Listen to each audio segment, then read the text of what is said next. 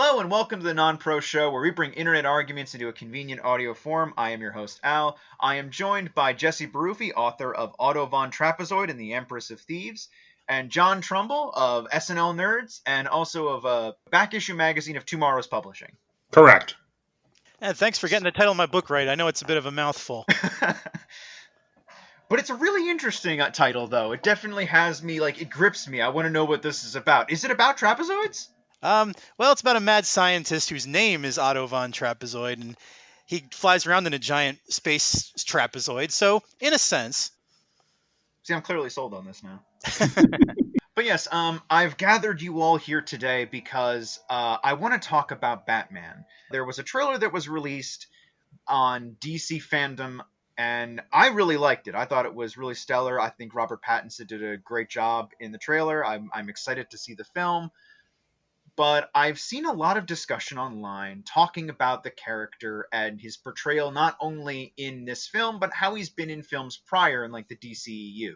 I wanted to get some real meaty opinions about what we feel about the Batman character, how we feel about this trailer, and if it does the character justice, and what may or may not be going on with DC's recent handling of the Dark Knight. I'll address some of that. So one thing that I think is interesting that they went with in the trailer is they're showing a couple of interesting possibilities. One thing that I'm very potentially excited about is the fact that, given that it's a Riddler movie, it does seem like it's a bit of a mystery. And I actually really like the idea of Batman solving a crime using his brain. It doesn't seem like that happens in any of the recent movies. He just sort of, has been a thug for a while. And I would rather see him be smart. So that's something that appeals to me personally. I don't feel like he's ever done that in any of the films, really. But even in the Burton and Schumacher films, I feel like he still kind of solves those cases with punching. I don't remember seeing him do much of, the great detective work.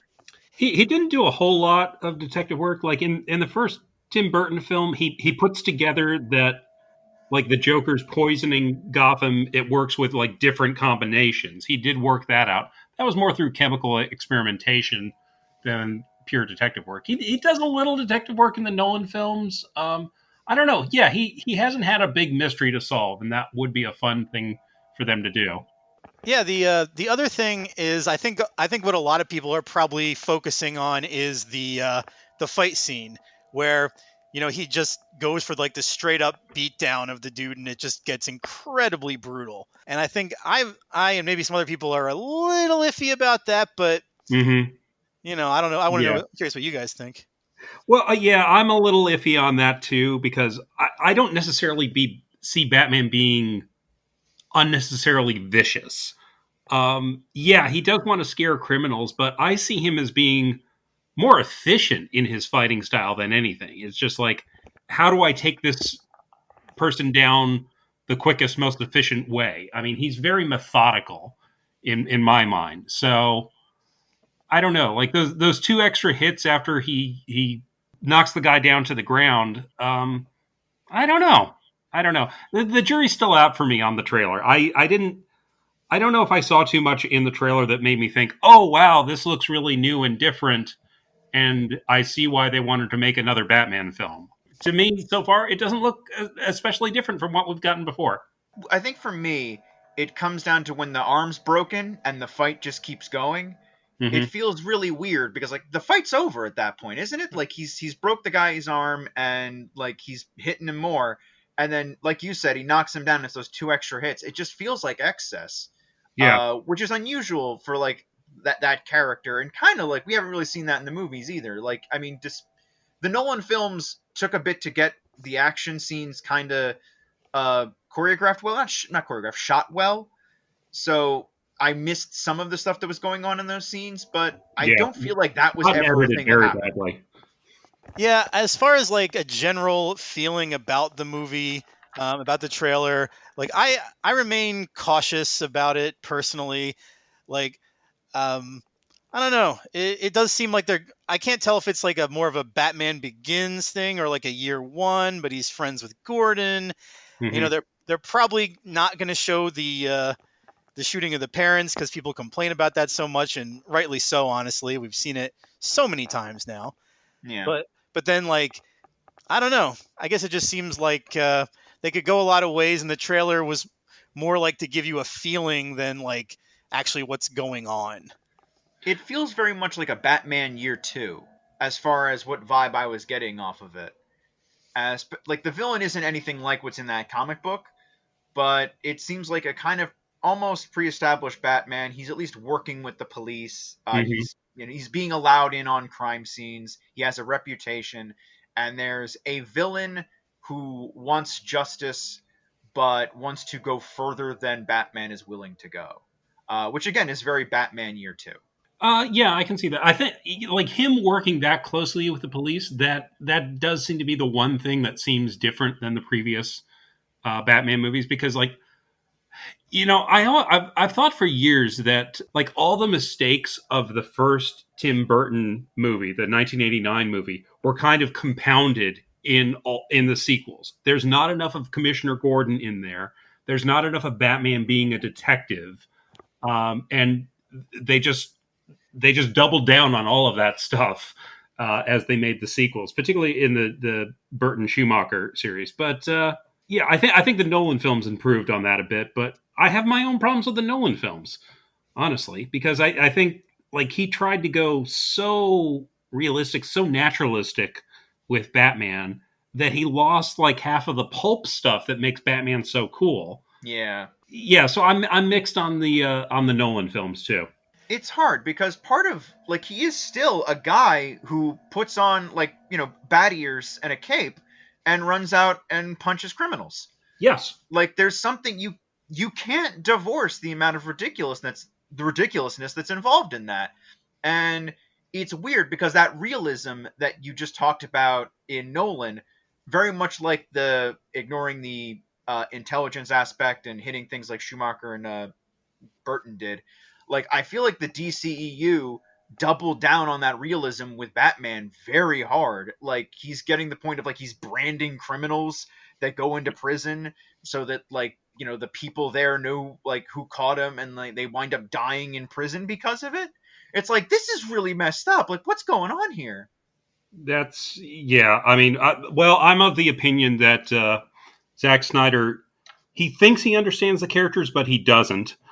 He doesn't know nearly as much as he thinks he does, and it's like the Dunning Kruger effect for comic book movie directors. But there's a response that's been to this trailer and to a lot of what's been going on with Batman, and a lot of people have come to the conclusion that maybe what's kind of wrong here is that we've associated him far too much with police and police procedural and going outside of the law to accomplish goals, and that this film looks like it's going to even be more of that, much like how the previous like Batman v Superman and Justice League had a Batman who was very much that. It was very much just brutality and like hurting people, which Batman does, but it feels like it's more of a necessary evil as opposed to part of his theming. Yeah, I mean, I think the thing that's tricky about Batman is like you got to kind of make it where his existence is justified, and he's not just making the problem worse or just doing what an ordinary cop or a group of cops could do, and usually that comes in the form of either fighting like garish supervillains or going up against very corrupt police. Otherwise, like the characters become sort of unnecessary in any sort of like I don't know, existential sense.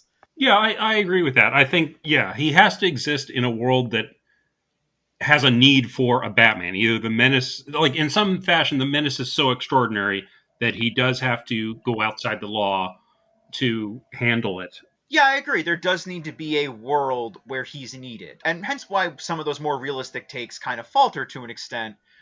Because there's very few instances where we would call for someone to dress up like a bat and go and punch slumlords. That's not necessarily a realistic solution to most of our problems.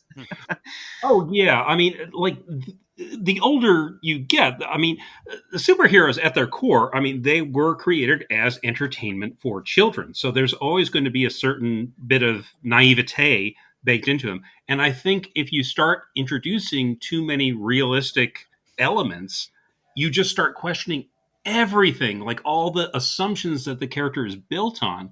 And then you're just left with nothing. Like I'll give you an example. In like the Nolan film in The Dark Knight, he has the Joker wearing like smeared makeup for most of the movie.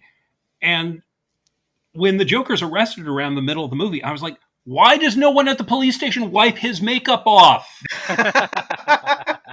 And this, like, I mean, that's you don't take a mugshot of somebody wearing like makeup. You make them take it off, because the point of a mugshot is to have to properly identify the person. So, I mean, that was something that just drove me nuts in that movie, and it honestly kind of drives me nuts when people are like, "Oh, the Nolan movies are so realistic," and I'm like, "No, they're really not. They're naturalistic, but that's not quite the same thing." Yeah, that's a good use of the word, is naturalistic. I was gonna say, because it doesn't exist in a reality; it exists in like a hyper reality. Yeah, that's a good way to put it. Yeah.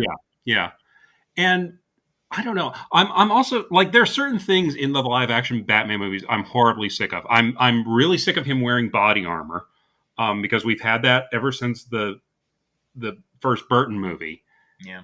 And I'm just sick of it because they get more and more over designed each time. and also it's like, Batman's supposed to, okay, if he's wearing body armor, he's basically advertising, I am a human who can be hurt and I need this. And Batman, like, his whole deal is you're not supposed to know what he is. You're not supposed to know if he's a normal person or if he's like got some sort of superhuman powers or if he's some wraith from beyond the grave or something like that. And if he's just a guy in a cloth costume who can pull off all these amazing feats, you really don't know what the deal is. I mean, he could wear like body armor maybe underneath his costume and then a cloth costume on top of that. But also, it's just, James Bond doesn't need body armor. Why should Batman? Yeah, it's a good point. And also, I feel like those are some of the best stories for Batman. Like, I remember there are movies or like animated films, TV episodes, and like comic books where you get like stories of like either police or kids kind of retelling like what their experience was with Batman, and they're all wildly different. And those are like the best kinds of stories because like you get to see how he presents himself as like anything and everything. Like, oh, is he a man who's a bat? Is he like this weird ethereal creature, like you said? Is he like is he literally just another version of the Spectre? Yeah, like I remember I was reading a comic a long time ago. I think it was like a James Robinson Starman, and one of the villains is like, "Oh, but Batman's just an ordinary guy," and I'm like, "That's not what I would assume." Like that guy can teleport, he can like escape from things just at random. He's just everywhere. Like he can sneak up on gods. Like, like I would not assume that's an ordinary dude. Yeah. I mean, I remember in like Grant Morrison's Justice League, at one point, like Batman just like kind of appears and he sneaks up and Superman is like, you snuck up on me. How did you do that? I have like super hearing and all that. And Batman just sort of mutters to himself. He was like, device worked. and I also would love to see like a movie Batman who has like more of a sense of humor or can occasionally drop the act. Like a few years ago, I was reading some Bronze Age issues of Justice League of America, and I found it so refreshing because like when Batman was around his peers in the Justice League, when he's hanging around with like Superman and Wonder Woman and the Flash and Green Lantern, he's just pretty much acting like a normal dude because he has no reason to scare them and intimidate them. He's among friends. And I found that a much more well-rounded characterization of Batman than who's just always grim and gritty and I have to scare everybody. And it's like, well, no, you're out to scare criminals. You're not out to scare the innocent. Because there did come a time when there was a really huge shift where he suddenly had to be the unknowable guy to even his friends. Like he was not even trusting of the Justice League. Right. Like at one point. It's very weird because I don't understand. I don't know when that happened. Because like I would have assumed it happened in the Bronze Age. And I remember growing up with the cartoon, like the Batman cartoon and the Justice League cartoon, and he was kind of loner-y in that, but he wasn't like a jackass. Yes. Yeah. I mean, I think there is a difference between him being like buddy with everybody and and just like not being a total dick. There's a nice middle ground in between there. Like there was that Justice League storyline in the comics that Mark Waid wrote, where it came out that Batman had all these contingency plans against the Justice League to take them all down if need be. And I'm like, okay, I can buy that he does make plans within plans within plans, but I didn't buy him like being so vicious about it, because like most of them were like torturing the Justice League, and I was like, Yeah, it was like I Kyle don't think, Rayner, like imagination, like reflected in on himself or something, and right, Dark. Aquaman was suddenly became afraid of water. It was like to have contingencies for this makes sense. You live in a world where mind control is a thing and mhm, possession is a thing. The right, idea that one of these guys could go rogue is, it's a foregone conclusion almost. Superman yeah, has gone evil before in a Batman story. right. Um, and it's worked out fine. It makes sense he would do it, but to do it like that was like it was a bit much.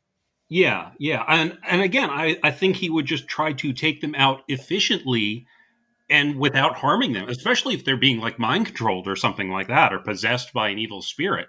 You don't want to harm them. I mean, that's how I see it. I see Batman as much more straight heroic than like a guy who's out for vengeance. I think he's out for justice, but not vengeance. Yeah.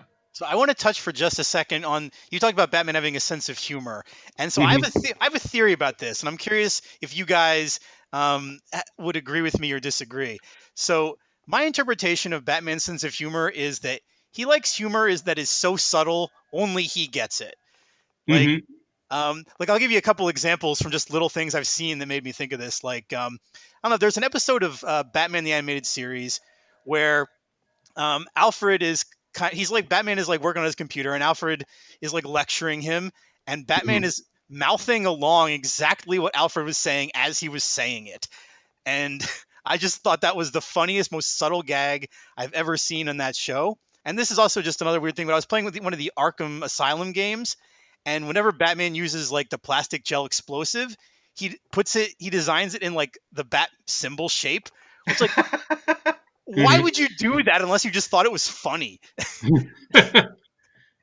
No, I So think humor is something that's lost like a little bit over the years with him, because like if you're gonna have everything bat themed, like yeah, you have to have like a little bit of a sense of humor about it. Like that's kind of what makes it fun or interesting, and it's stuff that's just for him, and that's fine. That makes sense. Like he has his own little in jokes for himself. Yeah, I can see that. I one of my favorite lines from Frank Miller's The Dark Knight Returns is when Green Arrow is talking to Bruce Wayne, and he's like, "Bruce, you've always been mysterious, but it's a loud kind of mysterious." Um, because, like, if he wanted to be totally unknown or something like that, he wouldn't have a Batmobile. I mean, he wants to create an impression. He wants to be larger than life to some degree. So yeah, but I do think like I see Batman as having a sense of humor, but it's generally very dry. Yeah. mhm. But he can be a little snarky, a little sarcastic, and if you look at the classic depiction of Robin, of the Dick Grayson Robin in particular, he was so sarcastic, and he would always make these horrible puns, and Batman was always just sort of he would either go along with it or at least tolerate it. I mean, Batman grinned a lot in the Golden Age. If you go back to the 40s, Batman's grinning more often than not, and he's cracking jokes and doing all that. He had a real joie de vivre about him, you know. Yeah. There was a I'm trying to remember what comic book it was. I think Justice that was not Justice League Unlimited. It was a very interesting comic book that talked about the death of the Golden Age, the beginning of the Silver Age, and it talked about where that was a transition from Batman sort of starting off as that sort of detective comics dressed in black to the lighter costume and a sidekick, and it just became like that same thing he always would seem to be concerned about, which was visuals. It's like, well, I wanted to scare criminals, I didn't want to like scare children, so now I'm gonna like dress a little bit more like a superhero, I think and that's then in New Frontier that you're thinking. that's it. Thank Yeah, you. New Frontier. A great book yeah. actually. But Darwin I Cook, amazing. yeah. Mhm. But it's weird how that reversed. And like you said something that I felt like really resonates with me is that Batman is a hero, but so often for so many people, especially I think in these films, people portray him or view him as an anti-hero. Hmm. Yeah, it's almost like they're like reading the text and missing the subtext of the character, which is probably not that uncommon in like Hollywood. Just like, oh, is this guy dresses like a bat and he's scary? I must be really violent. Yeah, I think the default in Hollywood is they plug him into the type of story you put like Dirty Harry in. Yeah. Where he's going outside the law and he's a vigilante and the bad guy dies at the end of the film because usually the bad guy's played by celebrity and you're probably not going to be able to get them back for a sequel. And you also see like the thing I really hated in the Burton movies and also in the Snyder movies is he's like killing henchmen left and right, and I'm like, no, that's so not Batman. He's not out to kill people because like his life was changed when his parents died, and he doesn't want anyone else to go through that pain. Like, and he's smart enough to recognize even like a criminal might have somebody who loves him as much as he loved his parents. So yeah, he's not out to cause unnecessary pain. He's looking to like punish criminals and like put them in prison, but he also works to have them rehabilitate themselves. Yep. Like I always liked it's a bit you see a lot on the animated show where he's like giving people jobs at the Wayne Foundation after they get out of prison or something like that. Because I think we've hit on a couple core aspects of the character, one of which is just he doesn't kill people. Like he has such an aversion to using guns in general, let alone killing anybody. Mm-hmm. And also he has a war on crime. Like I think that there is a core aspect of that character is that he believes he can win. That there will come a time when he's like, no, I've got it. I defeated crime. It's over. Yeah, I mean, I think that was in like the Grant Morrison Secret Files entry or something like that. It was like, he has a plan, and this is, he's going to execute this plan. Yeah, I don't know if he would truly believe he could get rid of all crime. That seems a little more naive than I imagine Batman being, but I don't know. I'm of two minds on that. Yeah, I can see why it'd be divisive but I feel like for me personally, that's always married all of the iterations together. Whether it's like the Adam West or Brave and the Bold version of Batman, who like believes he can win because oh gosh, golly gee, guys, like it's crime's gonna be stopped, and I guess for lack of a term, nuanced takes of him have always sort of been like, well, he believes that there can be an end. He fights as much as he does. He gets predecessors and so on. So not predecessors, excuse me. He gets successors to the costume ready to take up after he's done, because the war has to continue. It has to eventually be beaten, and all of it sort of still like connects to that idea of just like, yeah, he never wants that to happen to another person ever again. No one should feel the pain he did when he was a kid. Mm-hmm.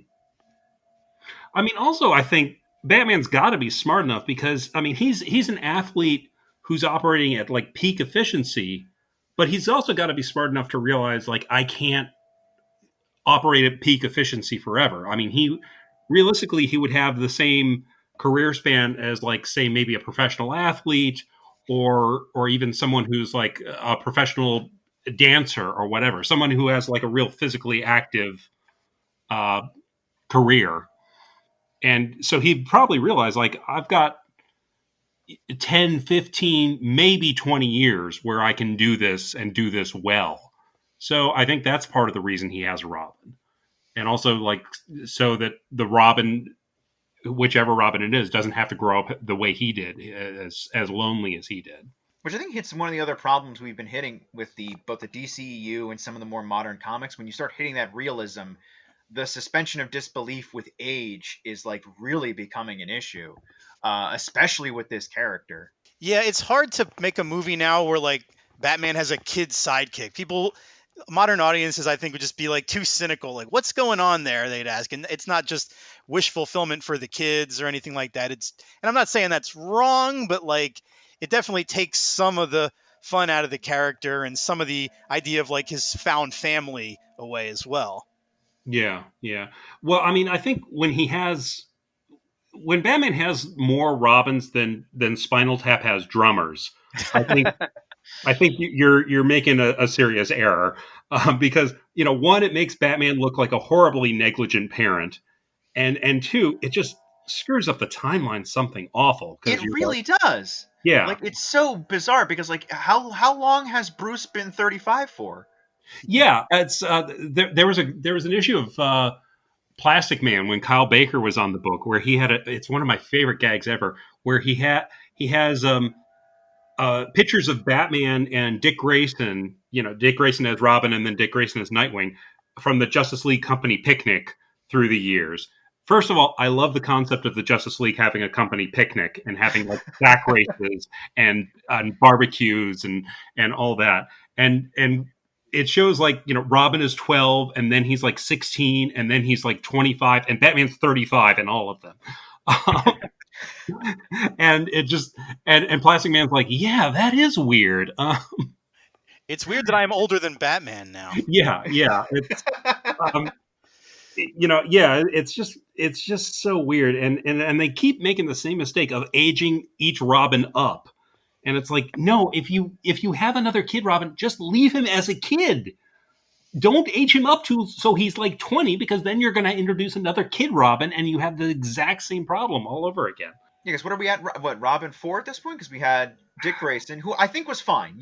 Yeah. Dick kind of got his own career, and I think he did great as Nightwing and then in Teen Titans. Dick has like a lot of great comic book lore that he's gone into. Like really, like a character in his own right as the original sidekick who made it on his own. Like he could be an episode in of himself, honest to God. And then we had Jason Todd, who is problematic to say the least, and I think Tim Drake, who's aged out of the role at this point too, hasn't he? Yeah. I think so. Yeah, I think they aged Tim Drake up, which always struck me as really foolish. That was weird because like you have these two other guys that are like the same age, which doesn't make sense. Yeah. For Jason Todd and the original Robin, Dick Grayson to be the same age, like because they took place like because when Todd was taken on, Dick was already like Nightwing and doing his own thing and like an adult at that point. So it's just weird. Yeah, it is. It's really weird. I think generally they say that Dick Grayson like was around 12 or 13 when he became Robin. He became Nightwing when he was like I think a 19 or 20. I think he turned 20 just after he became Nightwing, if I remember correctly. And then Jason Todd was like somewhere around 12, 14, like that. They killed him off because he became a pretty unpopular character, and then like a year or so later, they introduced Tim Drake, and he was 13, I remember, and it seemed like he was 13 for a few years, and then just suddenly they aged him up, so he's like 16, 18, whatever, and I have no idea what age he is now. But it's thinking about Jason Todd actually, like you think about when they brought that character back as this very violent, gun-toting, murderous anti-hero. Why is it like? I feel like that's people's interpretation of Batman now. They think he's Jason Todd, the Red Hood, rather than just being Batman. And he's fought against these exact archetypes in his book, like more than once. Like Jason Todd is one of the more memorable ones, but I know he's fought like other people, like Lockup, and I'm trying to remember other like more violent, like anti-hero types that came into the books.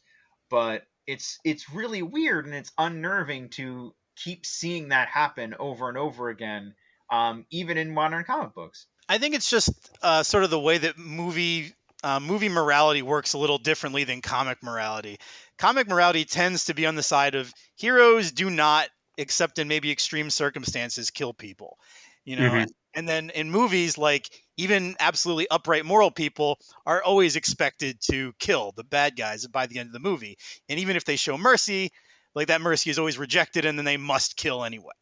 Right. Yeah. I mean, I like it when the hero at least makes an effort to save the bad guy. Because it's like, well, the hero is supposed to be more moral than the bad guy. Steve Englehart, he wrote, I think the first time his classic stories were reprinted in the mid 80s, he did a great run on Detective Comics with Marshall Rogers and Terry Austin.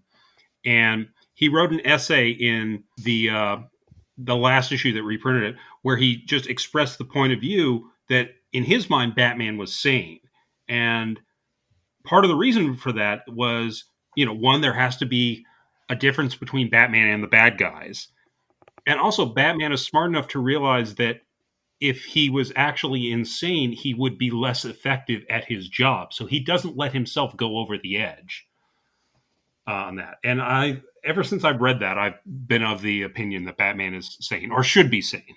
I mean, those are the depictions of Batman that I like the most. I don't like it when they imply that he's as crazy as the bad guys, because then it's just two insane people beating each other up. And why should you care? And I like it when they do play with that to an extent, like when there are Mhm. villains who attempt to try and push him over that edge, or when it becomes like a lot for him to take on. I feel like there are books that do it well. I'm trying to think of the one Arkham book, Serious House on a Serious Hill or something like that. Serious House on Serious Earth. That That was was it. that was Grant Morrison's Arkham Asylum.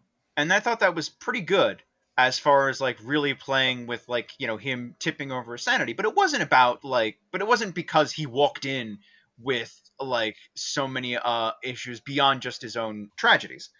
It Hmm. wasn't like he walked in with like, oh man, I'm actually kind of a violent person at heart. So I felt like that's why they work, because they bring this sort of this very well-rounded character and kind of beat him into the ground as much as they can to get him to that point. And I feel like that's more interesting, and that's sort of a more satisfying journey to come out the other end of, as opposed to just, well, we made this crazy person do crazy things. Isn't that crazy? Yeah, yeah. Yeah. You know, well, for one argument that I've heard a lot of people make about Batman being crazy is like, well, you'd have to be crazy to dress up like a bat and fight crime. But like half the people in Gotham City are superheroes or villains. Right. Like I Yeah. just don't think it's that crazy in their world. Like, I mean, you can make the argument that maybe he's got some trauma, some PTSD, whatever, and I don't think that's the craziest argument. But like, um, but yeah, I think the idea that just because he does this thing that is relatively common, that's what makes him crazy. Yeah, I mean, in the real world, if somebody was dressing up like a bat and was like, I'm going to go fight crime and I'm going to stop all of crime, I would be like, yes, that person is 100% crazy. But yeah, Batman lives in a world where putting on a costume and fighting crime, that is a viable career option.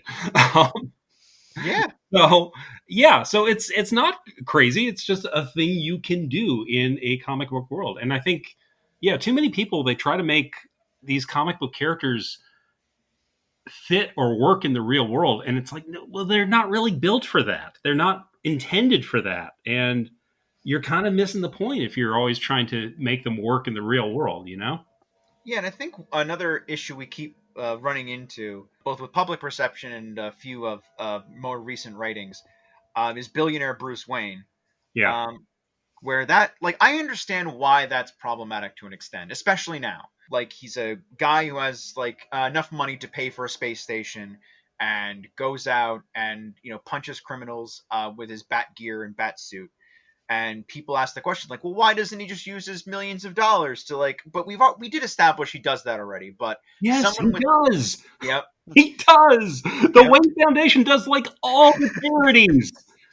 If there is a charity in Gotham City, the Wayne Foundation is contributing to it. yep, That is like the dumbest meme. I am sorry, but it's the dumbest meme. no, It's I completely agree. It yeah, feels so weird and so hollow.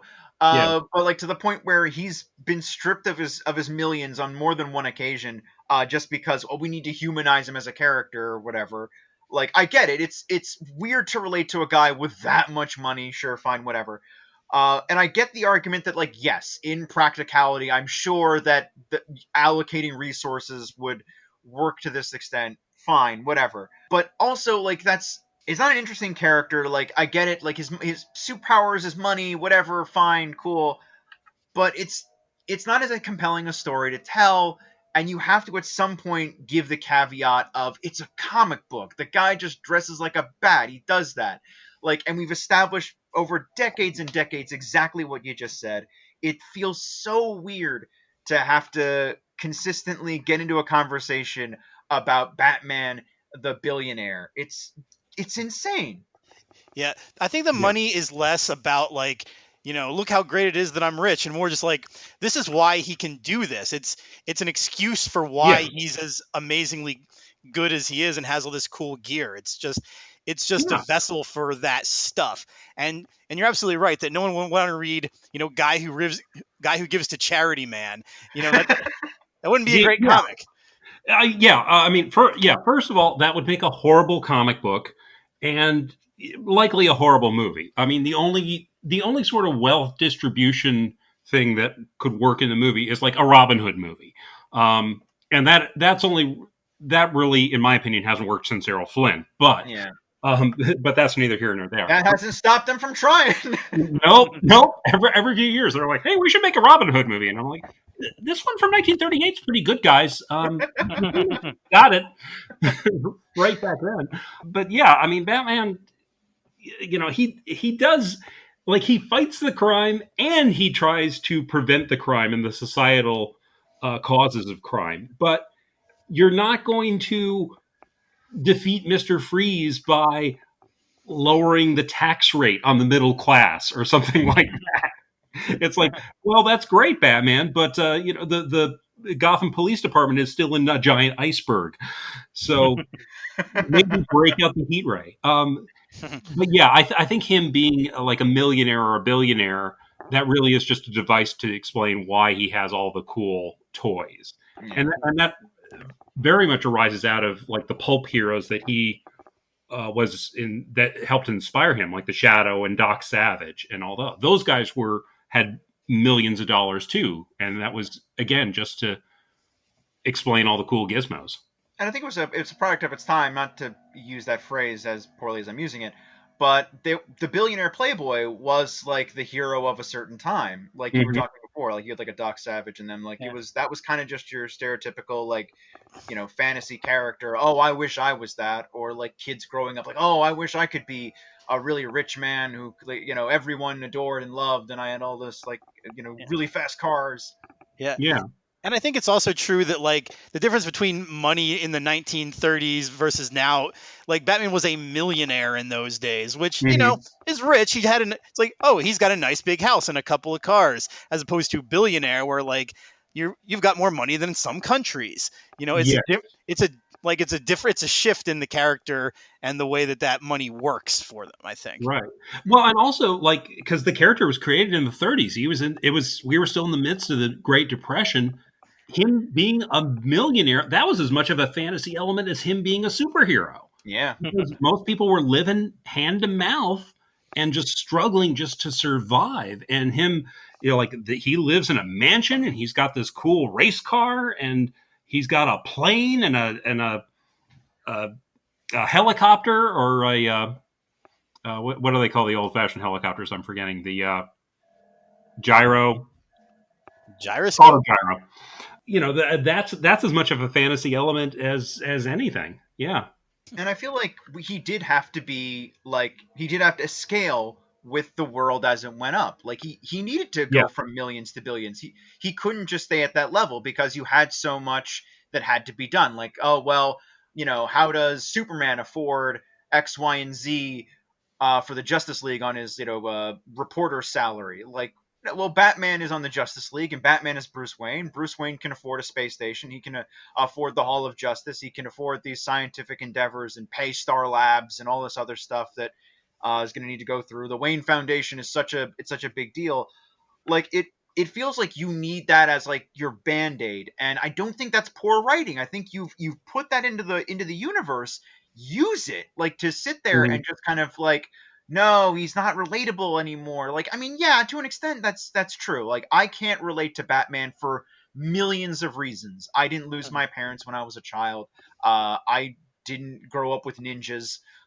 There's like a lot of things that I can't relate to as far as Batman goes. But being a regular guy hanging out in a place where there are like gods among men and like consistently feeling like, I don't know if I belong here. Like, yeah, that's relatable. I get that, Batman. Yeah. I have imposter syndrome too. Okay, yeah. I don't know if Batman would ever have imposter syndrome. I mean, that's not necessarily my conception of. Like I did like when Grant Morrison was writing Justice League, he had Kyle Rayner, the Green Lantern at the time. He felt out of his league, pardon the pun. But like in the first issue, he was like, I can't believe I'm here. It's like being asked to jam with the Beatles. and that was a nice way in for me to start liking Kyle Rayner as a character, because he was newer at the game than anybody else in the group, and so I thought that characterization really made sense for him. Yeah, with Batman, yeah, the money thing is one of the things he can contribute to the group that nobody else in the group really can. Plus, there aren't a whole lot of like ridiculous super geniuses on the team either. I think he, you know, like most of them are just sort of ordinary people when it comes to intelligence and skills. Even if they're smart, like Hmm. Batman has that weird ability where he's like great at everything. Yeah. I almost consider that a superpower. Oh yeah, yeah, 100%. I mean, yeah, that's the point of Batman is he's if he doesn't know about it, he's going to learn about it, and he might not be the best person, but I mean, he is definitely a jack of all trades. That's one of the odd things that I actually always felt was not part of like maybe not part, maybe it was always there, maybe it wasn't, but I always feel like that wasn't the part that I grew up with. Was he was the great detective, but he wasn't great at everything. He couldn't like Hmm. learn how to be a sous chef in a week or something like that. That's more of like a Superman thing, for lack of a better term. Right.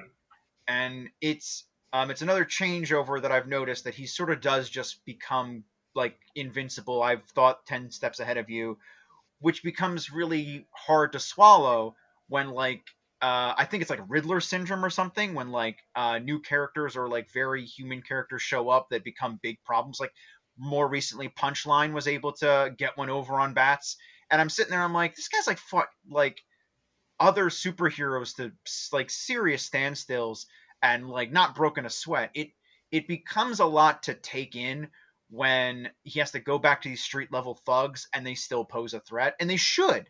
I just don't know how to marry that as well as like I guess you could. Yeah, it's a tough line to walk because he has to be vulnerable enough that you still feel like he's at risk, but you don't want to have him like easily fooled or taken down too easily.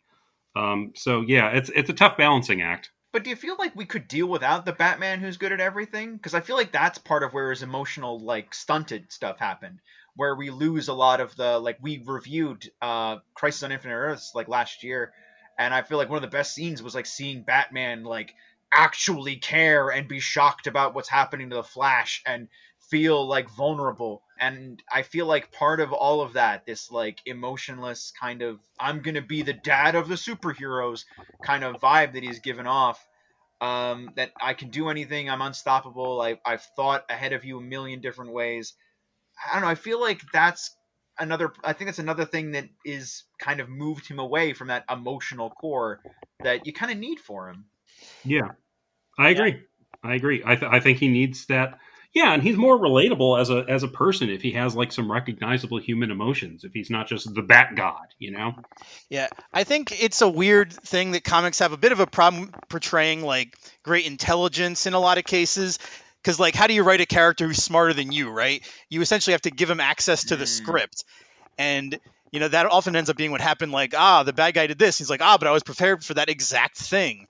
But that's not really Right. how intelligence necessarily works. Usually, intelligence is like you have like systems that you might use, or you might be able to think fast on your feet, like, oh, I didn't see this coming, but like I turned the environment into a way to react to it, rather than like I was prepared all along. Right. I mean, I think you have him be smarter than the writer or the reader is. You have him come up with like if it's something that you're racking your brain for hours to come up with, Batman comes to that conclusion in seconds. So that right there makes him smarter. Uh, and also like he has like enough knowledge or he knows enough about a little thing. Also, you can just withhold some information from the reader. That's a trick that Arthur Conan Doyle did in the Sherlock Holmes stories quite a bit, where because we're seeing everything through from Watson's point of view, so we're not really privy to Holmes's inner thoughts. And then at the end of the story, Holmes is like, "Well, I knew that the cobbler was the murderer because of X Y Z." And Watson was like, "Oh, well, that's why that weird thing happened." So and I feel like that is done to good effect. Like I remember, especially in the animated series for Batman, like he's able to draw conclusions and get victories because of things that we saw but didn't necessarily pick up on. Yeah. Like there's one I remember with Ra's al Ghul that was really, really clever, where through the whole episode we're seeing things, and if you're aware of them, you catch them as he's picking them up or taking these pieces of evidence or noting information. Then at the end of the episode, he reveals like, well, because of X, Y, and Z, I knew this was the result. Like, oh damn, he's right. Like that, Yeah. and it works really well when you do that. Yeah, that's straight from the original comic story, by the way. Denny O'Neil adapted his own comic script for the first Ra's al Ghul episode. Man, that's one of those classic ones too. Like it worked really well when they brought it to television. Mm-hmm. Yeah. That story in particular, that adapted really well to television, and they made enough changes to make it really work. And it had a lot of action. It had a mystery, but the mystery wasn't so complex that you couldn't condense it down to a 20-minute television episode. Yeah, that's a really good one. Need to go back and watch that one again. I mean, Yeah. we got the time, some of us, I guess. Yeah. True. It's But I called wanna- The Demon's Quest if you want to look it up. But I want to thank you guys for joining me and talking about this character and really getting in deep on who he was and what we feel about him. Who he is and how he came to be. Yeah. Thank you for having me. I really appreciate it. Yeah, thanks for having us. This was fun. I always enjoy talking about Batman. Like 90% of my conversations, I hope, become conversations about Batman, and I'm disappointed more often than not. But anyway, to all of you out there in listener land, please follow us in the podcatcher of your choice. You can go to Facebook to visit us at the fan club at facebook.com/NonPro. And good night, everybody.